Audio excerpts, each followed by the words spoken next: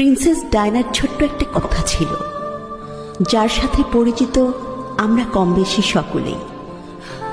সে বলেছিলেন, আমি যাকে ভালোবেসেছিলাম সে ছাড়া গোটা বিশ্ব আমায় ভালোবেসেছিল।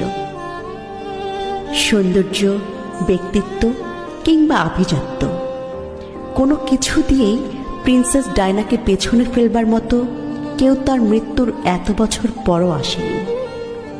অথচ তার স্বামীও তাকে ঘরে রেখে আসক্ত হয়েছিল পরনারীতে, যার শেষটা হয়েছিল তাদের বিবাহ বিচ্ছেদ দিয়ে। তোমরা অনেকেই বলো না, গুছিয়ে না চললে, নিজেকে সাজিয়ে না রাখলে পুরুষ হাতছাড়া হয়ে যায়। আসলে এটা পুরোপুরি মিথ্যে, বুঝলে? যার মানসিকতা নোংরা তার ঘরে হুড় থাকলেও সে কাজের মেয়ের পেছনে ঘুরে বেড়ায়, আর যার মানসিকতা পরিষ্কার সে দিনের পর দিন শত শত সুন্দরী নারী উপেক্ষা করে শুধুমাত্র তার স্ত্রীর কথা ভেবে। বেঈমানদের কোনো কারণ লাগে না বেঈমানি করার জন্য। তাদের আগাগোড়া পুরোটাই নোংরামিতে ভরা। তাদের কাছ থেকে ভালো কিছু আশা করাটাই ভুল।